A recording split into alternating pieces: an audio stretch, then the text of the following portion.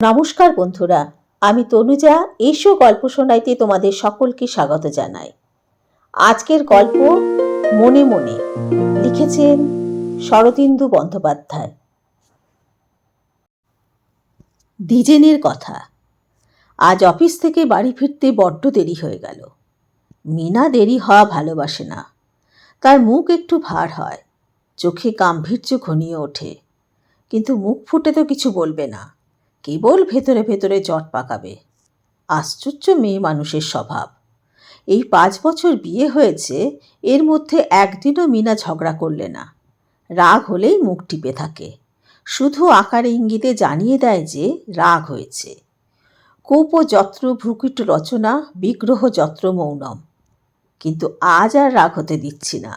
দেরি হবার কারণটা পকেট থেকে বার করে অন্যমনস্কভাবে টেবিলের ওপর রাখলেই রাগ গলে জল হয়ে যাবে। আজ অফিসে মাইনে পেলুম। পথে আস্তে আস্তে ভাবলুম, টাকা বাড়ি নিয়ে গেলে তো কিছুই থাকবে না, তার চেয়ে এই বেলা মিনার জন্য একটা কিছু শৌখিন জিনিস কিনে নিয়ে যাই। সামনেই হীরালাল মতিলালের দোকানটা পড়ল, সেখানেই ঢুকে পড়লুম। বেশি কেনেনি, সামান্য 15 টাকা দামের একটা ব্রুচ, কিন্তু ভারী সুন্দর দেখতে। মিনা খুশি হবে। বাড়িতে ঢুকে দেখলুম মিনা একটা ডেক চেয়ারে বসে নভেল পড়ছে। আমাকে দেখে ঘড়ির দিকে তীক্ষ্ণভাবে একবার তাকিয়ে বই নামিয়ে রেখে বললে, এলে? এই ধরনের কথা আমার ভালো লাগে না। এলে তার মানে কি? আমার আশাটা কি অভূতপূর্ব ব্যাপার? আমার আজ ফেরবার কথাই ছিল না। আসলে খোঁচা দিয়ে কথা কওয়া মিনার একটা স্বভাব। আর দেরি হয়েছে তো কি, ঠিক 5:30টার সময় বাড়ি ফিরবো এমন লেখাপড়া তো কিছু করিনি। একটা কোচানো কাপড় হাতের কাছে রেখে, কাপড় ছাড়ো বলে মিনা ঘর থেকে বেরিয়ে গেল। অর্থাৎ আমার উপর ভীষণ বিরক্ত হয়েছেন সেটা জানিয়ে দিয়ে যাওয়া হলো। বেশ, বিরক্ত হয়েছেন তো আর কি করব। তাই বলে আমি তো ঘড়ির কাঁটার মতো চলতে পারি না, কলের পুতুল তো নই। জামা কাপড় ছেড়ে হাত মুখ ধুয়ে বসেছি। মিনা খাবার আর চা নিয়ে এসে সামনে রাখলে। আজ দেখছি আবার মোহনভোগ তৈরি হয়েছে। মনে আছে তাহলে? যাক, খিদেটাও খুব পেয়েছে। ও তাই বলি, খাবার ঠান্ডা হয়ে একেবারে শক্ত হয়ে গেছে। বোধহয় দুপুরবেলা কোনো সময় অবসর মতো তৈরি করে রাখা হয়েছিল। তা তো হবেই, আমি মুটে মুজুর লোক, খেটে খুটে এসে ঠান্ডা বাসি যা পাবো তাই দিয়ে পেটের গর্ত বুঝিয়ে ফেলবো। খাবার একটা কিছু পেলেই হলো, এর বেশি প্রত্যাশা করাই অন্যায়। যাক, তবু চাটা একটু গরম আছে। কি দরকার ছিল ওটাও দুপুরবেলা তৈরি করে রাখলেই হতো। আজ তোমার মাইনে পাওয়া দিন না? সে কথাটি ঠিক মনে আছে। পকেট থেকে টাকা বার করে দিয়ে বলল, এই নাও। টাকা গুনে ভুরু তুলে বললে, 15 টাকা কম যে? কৈফিয়ত চাই? নিজের টাকা যদি খরচ করি তাও পয়সার হিসেব দিতে হবে। দূর চাই, সংসার করাই একটা ঝকমারি। বললুম, খরচ করেছি। সপ্রশ্নভাবে মুখের দিকে চেয়ে রইল। অর্থাৎ এখনও কৈফিয়ত সন্তোষজনক হয়নি। কিসে খরচ করেছি তা বলতে হবে। মিনার কি বিশ্বাস আমি মদ খেয়ে টাকা উড়িয়ে দিয়েছি, না তার চেয়েও সাংঘাতিক আরও কিছু? উফ, মেয়ে মানুষের মতো সন্দিগ্ধ মন পৃথিবীতে আর নেই। না, আমি বলবো না, কিছুতেই বলবো না। দেখি ও মুখ ফুটে জিজ্ঞাসা করে কি না। যদিও জানি তা কখনোই করবে না, মনে মনে গেড়ে দেওয়া যে ওর স্বভাব। জিজ্ঞাসা করলে কি অপমান হতো? না আমি মিথ্যে কথা বলতুম? জিজ্ঞাসা করলেই তো আমায় বলতে হতো যে তোমার জন্য গহনা কিনেছি। বেশ, ভালোই হলো। কাল ওই লক্ষ্মী ছাড়া ব্রুচটা ফেরত দিয়ে আসবো। বলবো পছন্দ হলো না। মন্দ কি, কটা টাকা বেঁচে গেল। টাকা নিয়ে দুপ দুপ করে সিঁড়ি দিয়ে ওপরে উঠে গেল। দমাস করে আলমারির দরজা বন্ধ করা হলো। মানে আমি কীরকম চটেছি তুমি দেখো। ফিরে এসে আবার দূরের একটা চেয়ারে বসলো। মুখে কথা নেই, আমাকে দেখেই বোধহয় সব কথা ফুরিয়ে গেছে। 5 মিনিট দুজনে চুপচাপ আছি। ওর বোধহয় আশা আছে আমিই আগে কথা কইব। কিন্তু কেন কইব? আমাকেই চিরদিন আগে কথা কইতে হবে, তার কি মানে? অনেকক্ষণ পরে কথা কইলেন, খবরের কাগজ পড়বে? হুম, খবরের কাগজ পড়ব। সোজা কথায় বললেই হয়, তোমার সংসর্গ আমার ভালো লাগছে না, তুমি যা হয় করো, আমি উঠে যাই। সমস্ত দিনের পর বাড়ি আসার কি চমৎকার সম্বর্ধনা। বোধহয় নভেলটা শেষ হয়নি, তাই প্রাণ ছটফট করছে। তা আমি তো ধরে রাখিনি। ওগো, তুমি আমায় ছেড়ে কোথাও যেও না বলে কাঁদিওনি। গেলেই পারেন, ছুতো খোঁজবার দরকার কি? মেয়ে মানুষ যাত্রার মতো এমন কপট আর দূর হোককে। এই জন্যই লোকে সাধু সন্ন্যাসী হয়ে যায়। আমারও আর ভালো লাগছে না, অরুচি ধরে গেছে। যাই, খানিকটা বেরিয়ে আসি। বাড়ি তো নয়, সাহারা, এর জন্যে মানুষ পাগল। উঠে জামা পরতে পরতে বললুম, বেড়াতে যাচ্ছি। কোনো জবাব নেই। বহুত আচ্ছা, তাই সই। যখন জুতো পরে ছড়ি নিয়ে বেরোতে যাচ্ছি, তখন বামুন ঠাকুরের আজ দুপুর থেকে জ্বর। বামুন ঠাকুরের জ্বর তো আমি কি করব? আমি ধন্বন্তরী নাকি? আসলে তা নয়, কথার তাৎপর্যটা গভীর। অনেক দূর থেকে এসেছে। কোনো কোনো দিন বেরিয়ে বাড়ি ফিরতে রাত্রি 9টা বেজে যায়। আড্ডায় বসলে সহজে ওঠা যায় না, তাই চেতিয়ে দেওয়া হলো। আজ উনি নিজে রাঁধবেন, আজ যেন ফিরতে দেরি না করি। আমার যেন নারী শাসনতন্ত্রে বাস হয়েছে, সব সময় কড়া শাসন। বন্ধু বান্ধবদের সঙ্গে মেশবারও হুকুম নেই। বেশ, তাই হবে, সন্ধ্যে থেকেই ঘরের মধ্যে ঢুকে বসে থাকব। বুঝেছি বলে বেরিয়ে পড়লুম। ঠিক 9টার সময় বাড়ি ফিরলুম। দেখি গিন্নি রান্নাবান্না শেষ করে বসে আছেন। তখনই খেতে বসে গেলুম। কি জানি, যদি দেরি করি আবার গোসা হতে কতক্ষণ। না, গিন্নিটি আমার রাঁধেন ভালো। এই রান্নাই তো বামুন ঠাকুর রাঁধে, কিন্তু সে যেন যাচ্ছে তাই। আমি তো কারোর সঙ্গে ঝগড়া করতে চাই না, তবে মিনা একটুতেই অমন মুখ অন্ধকার করে কেন? যেন কত বকেছি। আচ্ছা, আমারই না হয় ঘাট হয়েছে, আমি যেচে ভাব করছি। খেয়ে উঠে মিনার হাত থেকে পান নিতে নিতে বললুম, উফ, আজ কি গরম, রাত্রে ঘুম হলে হয়। মিনা মুখ টেপে বললে, বেশ, আমি না হয় মেঝে মাদুর পেতে শোবো। কি কথার কি উত্তর? না, এদের মনের মধ্যে জিলিপির প্যাচ, এরা সোজা কথা বলতে জানে না। উনি আমার পাশে শোন, তাই আমার গরম লাগে, অতএব মেঝে মাদুর পেতে শোবেন। এতদিন যেন, কিন্তু কুছ পরোয়া নেই, সেই ভালো। একলা শুতে চান, আমার আপত্তি কি? আমি না হয় নিচে বসবার ঘরে তক্তপোষের ওপর শোবো। কারও কোনো অসুবিধা নেই, সব দিক দিয়েই ভালো। উনি সমস্ত ওপর তলাটা নিয়ে থাকুন।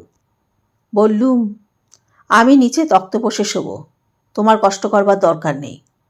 তক্তপোষের ওপর নিজেই চাদর পেতে শুয়ে পড়লুম। কারুর সাহায্যে তোয়াক্কে রাখি না। উনি দোরগোড়ায় দাঁড়িয়ে দাঁড়িয়ে দেখলেন, তারপর একটা নিঃশ্বাস ফেলবার ভান করে ওপরে চলে গেলেন। দুনিয়াটাই ফাঁকি। এই যে 10টা 5টা অফিস করি, কিসের জন্য?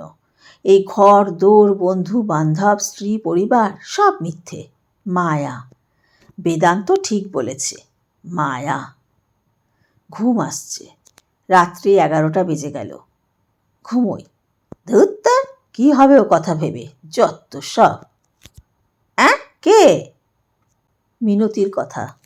সত্যি বাবু, এত দেরি বা হয় কেন? 5টার সময় তো অফিসে ছুটি হয়। তবে এতক্ষণ কি করেন? সারা দিনের পর তাড়াতাড়ি বাড়ি ফিরতে ইচ্ছেও হয় না। আমরাই শুধু ভেবে মরি, মেয়ে মানুষ কি না, পুরুষ মানুষের ভাবনাও নেই, চিন্তাও নেই। আমি যে সারাদিন একলা পড়ে থাকি, সেদিকে ভ্রুক্ষেপও নেই। থাকবে কেন? দাসীবাদীকে কে কবে ভ্রুক্ষেপ করে? আচ্ছা, এতক্ষণ কি করেন? রাস্তায় রাস্তায় ঘুরে বেড়ান? বিশ্বাস হয় না।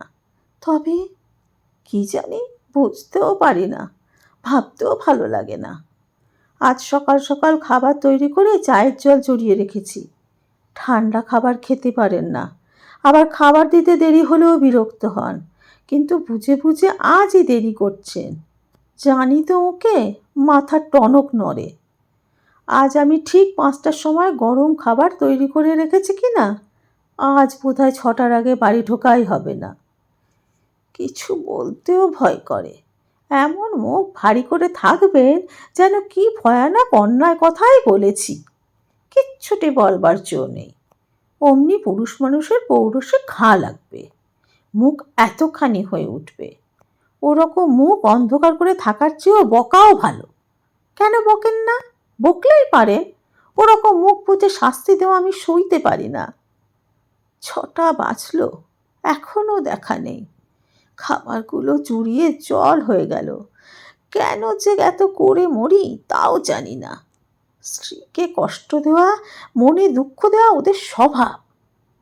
যাই, খাবারগুলো ফেলে দিয়ে আবার নতুন করে তৈরি করি গে। ও পান্তা ভাত খেতে পারবে কেন?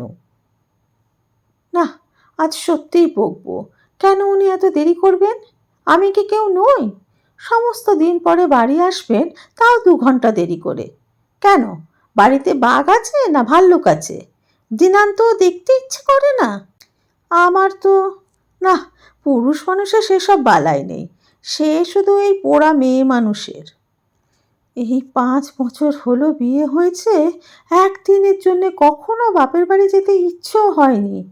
আর উনি বোধহয় আমি বাপের বাড়ি গেলেই খুশি হন। বেশ, তাই যাব। আমাকে যখন ভালোই লাগে না তখন থেকেই কি আর না থেকেই কি?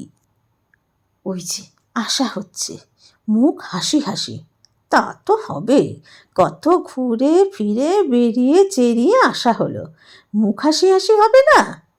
আমাকে দেখলেই আবার মুখ গম্ভীর হয়ে যাবে। না, মনের ভাব প্রকাশ করব না। প্রকাশ করেই বা লাভ কি? আমার রাগ অভিমান কে গ্রাহ্য করে?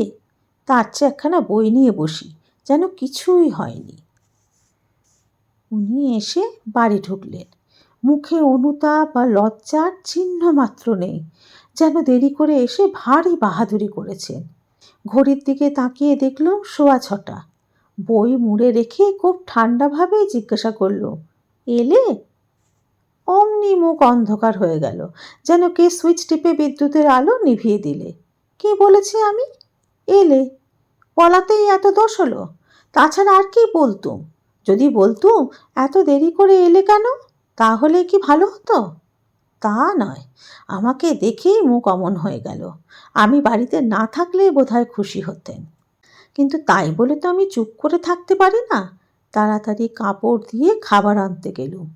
খাবার তো যা হবার তা হয়ে আছে। চায়ের জলও উনুন নিভে ঠান্ডা হয়ে এসেছে। আমার যেমন কপাল তেমনই তো হবে। তাই এনে মুখের সামনে ধরে দিলুম। চোখ ফেটে জল আসতে লাগলো। কি করব? এখন তো আর নতুন তৈরি করে দেবারও সময় নেই। খাবার মুখে দিয়ে একপাশে সরিয়ে রেখে দিলেন। আমি কি করব? ওগো, আমি কি করব? কেন তুমি এত দেরি করে এলে? আমারই খালি দোষ? আচ্ছা, আমারই দোষ, ঘাট হয়েছে। কিন্তু বকছো না কেন? আমার মুখ বুঝে শাস্তি দেবার কি দরকার? যাক, তবু চাটা একেবারে ঠান্ডা হয়ে যায়নি। এবার অন্য কথা বলি, তবু যদি মনটা অন্যদিকে যায়।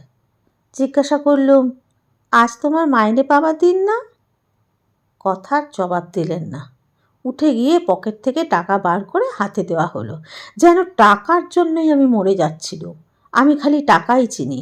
এ তো অপমান করা। টাকাগুলো জানালা গড়িয়ে দূর করে ফেলে দিতে ইচ্ছে করছে।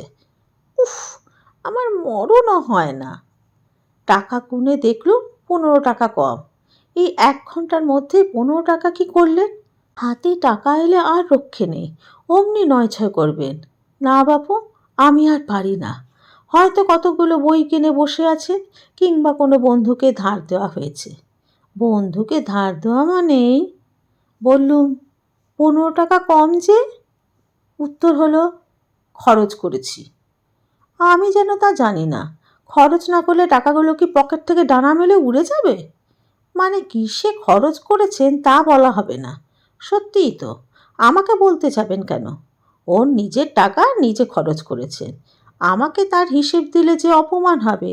আমি তো ওর কেউ নই, জানবার অধিকারও নেই।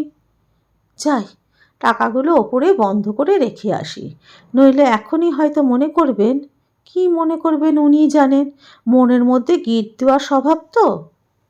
ফিরে এসে বসলুম, তবু মুখে কথা নেই।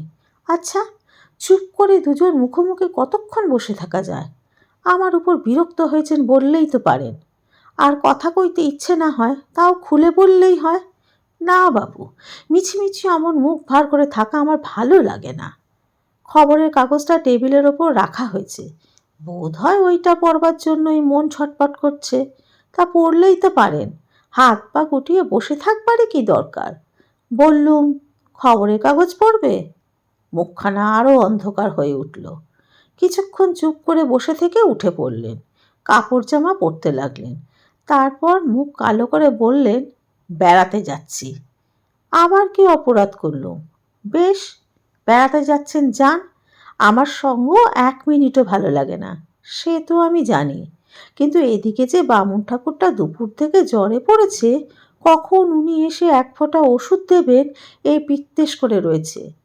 উনি ওষুধ না দিলে এবারের কারোর সারেও না অসুখ। এখন কি করি? উনি তো আড্ডায় চললেন, সেই 9:30টার সময় ফেরা হবে। ততক্ষণ বামুনটা 1 ফোঁটা ওষুধ পাবে না। ভয় ভয় বললুম, বামুন ঠাকুরের আজ দুপুর থেকে জ্বর। বুঝেছি বলে বেরিয়ে গেলেন। বুঝেছি মানে কি? বামুন ঠাকুরের জ্বর হয়েছে এতে বোঝাবুঝির কি আছে? সব কথাই যেন হেঁয়ালি। 5 বছর ঘর করছি, বয়সও কম হলো না, কিন্তু তবু মনের অন্ত পেলুম না। না, আমার আর ভালো লাগে না, ইচ্ছে করে কোথাও চলে যায়। কিন্তু যাবার কি উপায় আছে? চিরদিন ঘরে বন্ধ থাকবার জন্যে জন্মেছি, শেষ পর্যন্ত ঘরেই বন্ধ থাকব। বাইরের সমস্ত পৃথিবী ওদের, ঘর টেকালে আমাদের। তা আমি তো ঘরের বার হতে চাই না, কিন্তু উনি কেন একদণ্ড ঘরে থাকবেন না? উনি থাকলে তো আমার আর কিছু দরকার হয় না। বেশ, যেখানে ইচ্ছে থাকুন, যেখানে ভালো লাগে থাকুন, আমি একলাটি মন গুমড়ে থাকলে ওর কি? পুরুষ মানুষ যে পাথর দিয়ে তৈরি। না, আর ভাববো না। যাই, কাপড় ছেড়ে রান্না চড়াই গে। আচ্ছা, সারাদিন একলাটি থাকি, একটু দয়াও হয় না। সেই 9টা বাজলো, তবে ফিরলেন। 1 মিনিট আগে হবার জো নেই। সেখানে যে প্রাণের বন্ধুরা আছেন। এসেই খেতে বসলেন। কথাবার্তা কিছু নেই, তবু দেখতে পায় বাইরে থেকে ফিরলেই মুখখানা প্রফুল্ল হয়। হবেই তো, বাইরে কত মজা, কত বন্ধু, হবে না? আমার সঙ্গে হেসে কথা কইতেই মাথায় আকাশ ভেঙে পড়ে। বেশ, আমিও কথা কইব না। শুনতে যখন ভালোবাসেন না তখন কাজ কি? পান নিতে নিতে প্রথম কথা কইলেন, উফ, আজ কি গরম, রাত্রে ঘুম হলে হয়। এ কথার মানে আমি আর বুঝতে পারি না। গরম এমন কিছু নয়, আমি পাশে শুই বলে ঘুম হয় না। বেশ, তাই সই, আমি না হয় আলাদাই শোবো, তাতে কি? এক বিছানায় শুতে যখন কষ্ট হয় তখন আমি মেঝেতেই শোবো। বললুম, বেশ, আমি না হয় মেঝেই মাদুর পেতে শোবো। না, তাও হবে না, আমার সঙ্গে এক ঘরে শুতেও কষ্ট হবে। বললেন, আমি নিচে তক্তপোষে শোবো, তোমার কষ্ট করবার দরকার নেই। নিজে বিছানা পেতে শোয়া হলো। বেশ বেশ, আমার চোখের জল না দেখলে ওর যে প্রাণের শান্তি হয় না। একলা ঘরময় ঘুরে বেড়ায়, আর কি করব? ঘুম তো কিছুতেই চোখে আসবে না। শোবো? উনি নিচে তক্তপোষে পড়ে রইলেন। আমি আমি 11টা বাজলো। এতক্ষণে বোধহয় ঘুমিয়ে পড়েছেন, সারাদিন খেটে। না, আমি পারবো না, পারবো না। কেন আমি দূরে দূরে থাকবো? এই 5 বছরের মধ্যে একদিনও আলাদা শুয়েছি? যাই, দেখি। ঘুমিয়ে পড়েছেন। তক্তপোষের বিছানা, একটা তোষকও নেই, শুধু শতরঞ্জি আর চাদর। শক্ত কাঠ গায়ে ফুটছে, তবু ঘুমিয়ে পড়েছেন। আচ্ছা, এ কেন? আমার ওপর রাগ করে নিজেকে শাস্তি দেওয়া কি জন্যে? পাশে শুতেই, অ্যাঁ, কে? বলে চমকে উঠলেন। তারপর তন্দ্রার ঘোরেই জড়িয়ে ধরে বললেন, মিনা। এই তো রাখের বহর, ঘুম হলেই ভুলে যান। আমি বললুম, চলো, ঘরে শুবে চলো। এইবার ভালো করে ঘুম ভাঙল। বললেন, না, আজ এখানেই শুয়ে এসো, আর ওপরে উঠতে পারি না। সেই ভালো, কিন্তু একটি বই মাথার বালিশ যে নেই, তা আমার কিছু কষ্ট হবে না। স্বামী স্ত্রীর এমন অম্ল মধুর মিষ্টি প্রেমের গল্প শুনতে কেমন লাগলো? এতক্ষণ ধরে আমার গল্প পাঠ শোনার জন্য আন্তরিক ধন্যবাদ জানাই তোমাদের। কেমন লাগলো আজকের গল্প? যদি আমার গল্প পাঠ ভালো লেগে থাকে তাহলে আমার চ্যানেলটিকে সাবস্ক্রাইব করে, লাইক করে, পাশে থাকা বেল আইকনটি ক্লিক করে দিও। তাহলে আমি যখনই নতুন গল্প দেব তোমাদের কাছে নোটিফিকেশন পৌঁছে যাবে। আজকের মতো বিদায়। আবার সামনের মঙ্গলবার নতুন কোনো গল্প নিয়ে তোমাদের সামনে হাজির হব। তোমরা খুব ভালো থেকো, আনন্দে থেকো, সুস্থ থেকো।